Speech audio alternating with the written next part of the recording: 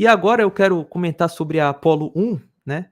Aí você está vendo os 3 astronautas da Apollo 1, os 3 morreram queimados vivos num teste aqui na Terra. E a questão curiosa disso é o seguinte: esse cara aqui, o Gus Grissom, ele era um astronauta que fazia muitos questionamentos. Ele sempre, cutucava na NASA dizendo: "Olha, isso aqui está errado". E antes dele morrer, antes desse incêndio, ele faz uma pergunta assim, ó: "Como nós vamos à Lua se nem conseguimos falar entre 2 ou 3 prédios?". Ele falou isso porque nesse teste aconteceu uma falha na comunicação com a torre. E daí? Bom, se a gente não consegue nem fazer uma comunicação aqui direta, sem interrupção, sem falhas, sem interferência, como é que a gente vai para a Lua? E o que é que acontece? Logo depois dessa declaração dele, de modo até meio que irônico, a cápsula começa a pegar fogo e os 3 astronautas morrem, tá.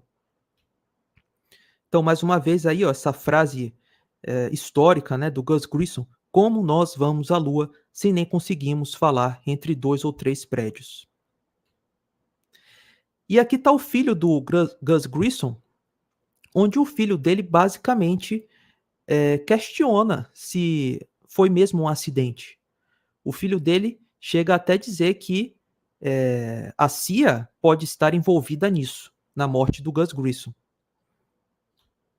E aqui tem um vídeo que eu separei, que é exatamente o vídeo, da transmissão, né, dessa transmissão que eu acabei de falar da Apollo 1, onde acontece um incêndio, e é um vídeo um pouco forte, vocês vão ver os astronautas gritando, né, quando o fogo começa a surgir, então já fica o aviso aí, é um pouco forte. Mas vamos lá. Hey, how are you gonna get to the moon? We can't talk between three buildings. I can't hear a thing you're saying. Esse é o outro astronauta, o colega dele que tá também na cápsula. Again? Ele How repete are o we que ele gonna get to the falou. moon? We can't talk between two or three buildings.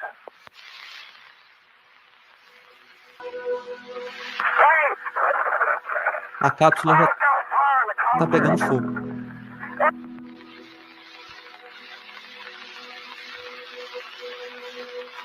Aí eles perderam completamente a comunicação com ele. Pronto. É algo muito suspeito, muito suspeito. Você tem um astronauta que questionava a Apollo, a missão Apollo, que dizia: "Olha, isso aqui tá errado, a gente não tá conseguindo se comunicar bem". O cara fazia questionamento sobre a competência dos engenheiros. E o que que acontece com ele? Ele morre dessa forma aí misteriosa num teste. Um teste que supostamente deveria ser seguro, certo? E meio que como uma ironia do destino, ele morre logo depois de questionar a capacidade da NASA de levar o homem até a Lua. O filho dele diz que isso foi uma sabotagem, tá? Isso é declaração do filho do Gus Grissom. E ele também diz que não sabe se foi feito por uma pessoa ou 50, mas ele sabe que foi algo muito bem feito. E aqui nós temos o investigador desse acidente, vamos dizer assim, o Thomas Ronald Barron, onde ele tinha feito um relatório sobre o que aconteceu, ele tinha feito uma pesquisa, ele foi investigar o que de fato aconteceu ali, e ele chegou à conclusão que nas missões Apollo havia muita negligência, muitas pessoas desleixadas, que o programa não estava sendo levado a sério, e ele iria fazer essa denúncia no Congresso americano. Adivinham o que aconteceu com ele? Ele foi morto, ele morreu num suposto acidente, com um trem. Dizem que ele bateu o carro dele num trem, e não só ele morreu, mas também a esposa e a filha dele. Aí fica a pergunta: será mesmo que foi um acidente ou será que foi uma queima de arquivo? Porque ele tinha informações, ele tinha um relatório que mostraria que o programa era uma farsa completa, era um programa assim, um faz de conta. E aqui eu fiz uma timeline das missões Apollo. O acidente da Apollo 1, que a gente acabou de ver, ele aconteceu em janeiro de 67. Então lembre-se, o homem pisou na Lua em 69. Em 67 teve esse acidente. A NASA ficou 20 meses depois desse acidente sem fazer voos tripulados. Ela volta a fazer um voo tripulado em outubro de 68. E acreditem se quiser, em apenas 9 meses desse hiatus de voos tripulados da NASA, em apenas 9 meses, da Apollo 7 para Apollo 11, a NASA coloca um homem na Lua. Como é que a NASA, em 9 meses, coloca um homem na Lua e depois de 50 anos a gente não consegue voltar lá? Depois de 50 anos de tantos avanços na tecnologia, nos computadores e até nos próprios foguetes também. Para mim isso é muito claro de que foi uma farsa. E é aquela máxima, né? Se você não pode fazer, falsifique. E foi isso que a NASA fez. O presidente Kennedy tinha prometido que até o fim da década de 60 o homem pisaria na Lua. A NASA percebeu que não tinha condição de fazer isso, então decidiu falsificar. E não para por aí.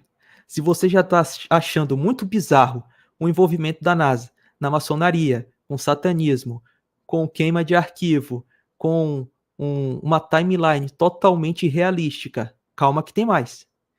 Esse cara aí que vocês estão vendo, que tem um círculo na cabeça dele, é o Wernher von Braun, o diretor da NASA, na época das missões Apollo. Ele está do lado de membros do Partido Nazista. Adivinha por quê? Porque ele era um membro do Partido Nazista. Pois é, o diretor da NASA, das missões Apollo, era um nazista. E ele foi um dos caras que trabalhou no projeto da construção, lá na Alemanha nazista, dos foguetes V2. Eles eram fabricados em campos de concentração. E aí eu selecionei uma foto onde mostra trabalhadores no campo de concentração de Dora fabricando esses foguetes V2, que basicamente era chefiado pelo Von Braun, esse programa aí de fabricação de foguetes da Alemanha nazista. E agora, pessoal, eu selecionei um vídeo de uma pessoa que estava lá nesse campo de concentração de Dora, e ela testemunha dizendo que sim, que Von Braun, ele participava disso. Alex Baum was a slave at the rocket factory and amazingly enough survived, even after being forced to actually dig these huge tunnels. We never saw daylight till the tunnel was finished and they brought us up. Eles The first fabricavam time um we túnel went pro out of the foguete. tunnel, we were like a bunch of blind men. We couldn't even see because we never had seen light for months and months and months. I'm gonna go. This is my number in Buchenwald and Dora. Eles tinham um número, né? Cada um deles. And because they didn't think you were Jewish, you did not have a tattoo. Instead, you had a No, patch. that's right, yeah, If you were Jewish, it would have been tattooed. tattooed. Did you ever see Werner von Olha Braun só. at the rocket camp? Ele vai Yes. dizer que viu Von We- Braun, tá vendo? I mean, anybody who was at the rocket Olha camp saw von Braun, we saw Himmler, we even saw Olha só. Goering in Peenemünde. That's the only time I saw him there. They used to hang 5 people a day in the entrance of the tunnel.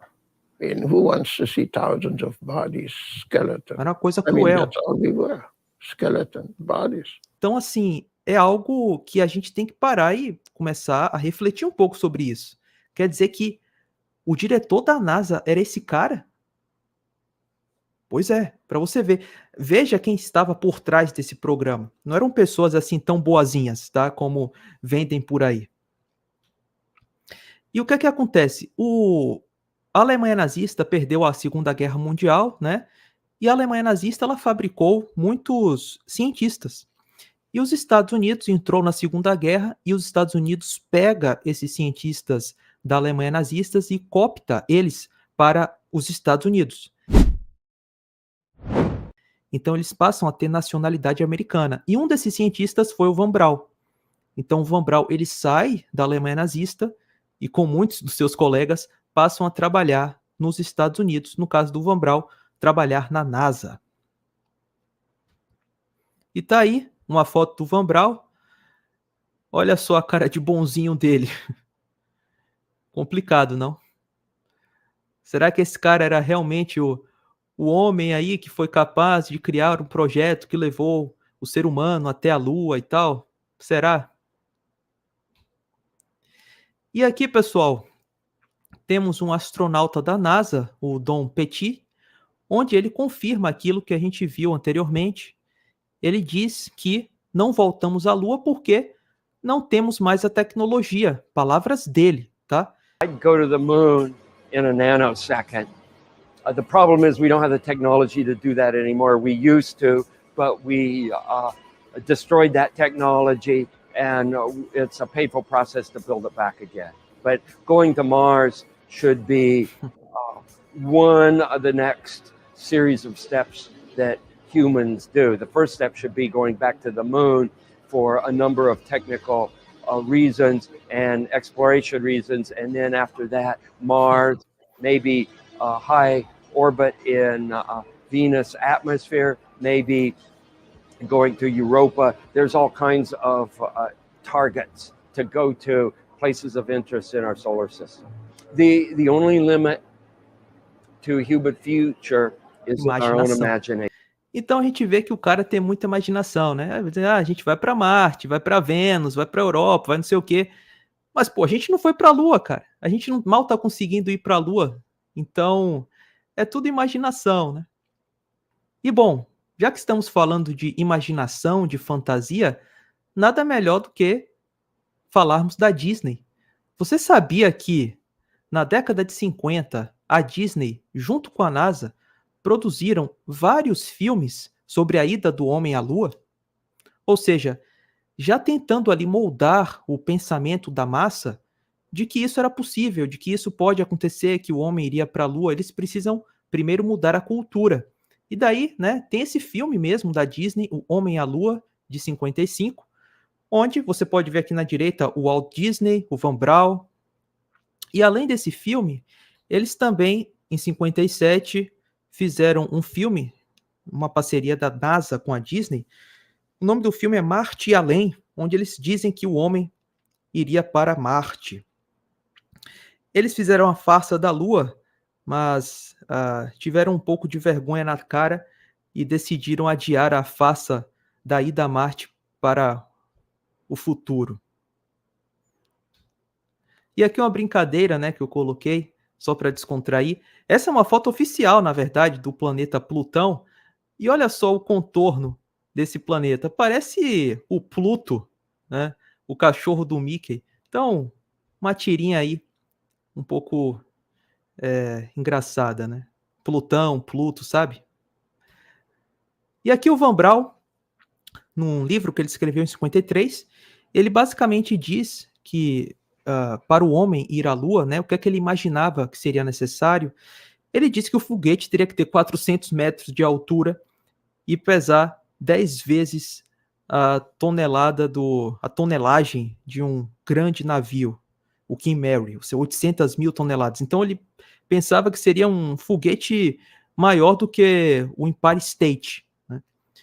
E poucos anos depois ele muda de concepção e passa a pensar num foguete menor e tal. Mas isso é para você ver que era muita fantasia, era algo muito idealizado a questão da ida do homem à Lua. Não era algo palpável. E assim, quase que da noite para o dia, em questão de poucos anos, isso passou a se transformar numa realidade, vamos assim dizer. Numa realidade o quê? Baseado na ficção. Eu vou mostrar para vocês que tudo isso é bem planejado, tá? Aqui nós temos o Elon Musk, certo? Todo mundo aqui conhece o Elon Musk. O Van Braun, ele escreveu um livro, foi em 48, se eu não me engano, ou foi em 52, enfim, um livro muito antes, que foi lançado, foi escrito muito antes do Elon Musk nascer, certo? E nesse livro que o Van Braun escreve, tem um capítulo que ele diz que um tal de Elon vai colonizar Marte. Como é que é? Então quer dizer que o Van Braun, já na década de 50, previa que um tal de Elon vai colonizar Marte. Aí nasce um Elon Musk, na década de 70, o cara consegue criar uma empresa de foguetes, e hoje o principal marketing dessa empresa de foguetes, a SpaceX, é dizer que o homem vai pisar em Marte. Para mim, isso é uma evidência de que toda essa coisa de programa espacial, viagem do homem à Lua, viagem do homem a Marte, é algo muito bem escrito já há muito tempo, previsto. Então o cara faz um livro dizendo: Elon vai colonizar Marte. Elon Musk nem sonhava em nascer. Aí nasce um tal de Elon Musk, muito tempo depois, se torna um bilionário, monta uma empresa de foguetes e começa a dizer que vai para Marte. É algo para se pensar. E agora eu quero falar um pouquinho das estrelas. Isso aqui, quem pesquisa a questão da ida do homem à Lua conhece bastante. O Armstrong, ele disse que lá na Lua ele não viu estrelas. Ele vai dizer que, porque o Sol era muito forte e tal, então no dia, na Lua, não é possível ver estrelas. A gente ainda vai discutir isso. Eu separei o vídeo que ele declara isso, que é bem conhecido. We're never able to see stars from the lunar surface or on the daylight side of the moon by eye without looking through the optics. I don't recall during the period of time that we were photographing the solar pearl what stars we could see. I don't remember seeing any. Então veja, ele fala que não viu estrelas na Lua. Aí logo depois o Michael Collins, que foi um dos caras também da Apollo 11, que foi até a Lua, né, supostamente, diz que não lembra de ter visto nenhuma estrela. Aqui é uma outra declaração do Armstrong dizendo que o único objeto que ele viu na viagem da Terra até a Lua foi o Sol, né? O único objeto além da Terra. Ou seja, ele está dizendo mais uma vez que ele não viu nenhuma estrela. Não apenas na Lua, mas na própria viagem da Terra até a Lua. Segundo ele, não foi possível ver nenhuma estrela. The sky is deep black when viewed from the moon, as it is when viewed from cislunar space, the space between the Earth and the moon.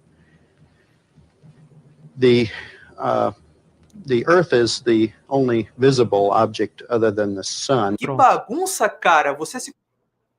Aí eu tiro um sarro, porque ele diz que só conseguiu ver, na viagem da Terra até a Lua, o Sol e a Terra. Ele diz, eu não conseguiu ver estrelas. Mas vocês vão ver agora astronautas da NASA dizendo que no espaço, no lado de dia, sob o Sol, sobre a radiação solar, eles conseguem ver estrelas. Eles até dizem que elas são bem brilhantes. Ou seja, o Armstrong se contradisse. Em outras palavras, ele foi pego na mentira. Can see the stars. Oh yeah, You know, and pretty much all the time you can see the stars. It's not a black void. I mean, it's black, but there's all kinds of little polka dots. There's all the stars there, and the cool thing is about it, you can see it during the day. On a clear night in Colorado up in the mountains where there's no light and you can see all these stars, we'll multiply that by 1,000. That's what it's like in space. And we have to realize that in space, without the intervening atmosphere, the heavens are 10 times as bright, stars 10 times as numerous, because there's no atmosphere to block the light. To you is the coolest, most amazing thing about being in space? The coolest thing for me is the experience of floating, not feeling my weight, and hanging by a window just after sunset and watch the stars in the big black dome of the sky. There's more than stars. You can see planets. You can see moons. You see the gas. Foi uma contradição completa com o que foi dito pelo Armstrong. Então você tem um astronauta que supostamente foi até a Lua e ele diz, não vi nenhuma estrela. Nem na Lua e nem durante a viagem.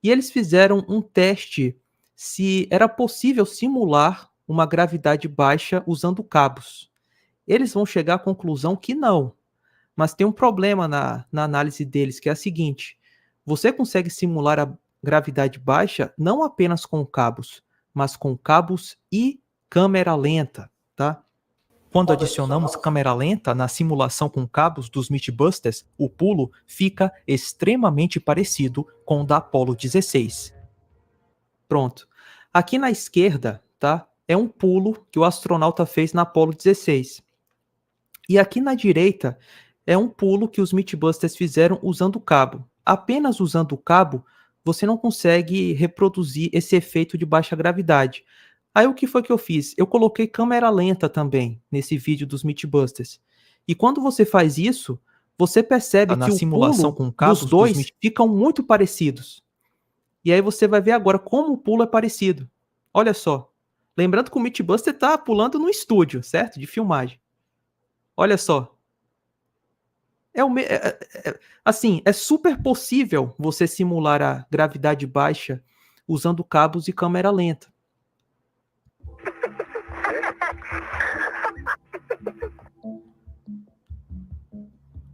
Repare que um objeto cai ao lado do astronauta. Não parece que esse objeto caiu num lugar com uma gravidade 6 vezes menor do que a da Terra. Perfeito. Esse aí é o seguinte, pessoal. Perceba que o astronauta ele tá andando e, assim, você consegue ver que algo caiu ali da roupa dele, tá? Mas você percebe que esse algo cai com uma velocidade que não é condizente num lugar com uma gravidade 6 vezes menor do que a da Terra. Justamente porque isso foi feito aqui na Terra, isso não é a Lua, tá, pessoal? E uma coisa mais curiosa é que o astronauta, ele percebe a queda desse objeto. O que é muito estranho, porque a Lua, sendo vácuo, você supostamente não conseguiria ouvir o som, certo? Então aí nesse vídeo você tem 2 erros assim muito claros. Um que é uma gravidade, que é a gravidade da Terra e faz o objeto cair normalmente. E o outro é que o astronauta percebe a queda desse objeto. Em tese, ele não deveria perceber.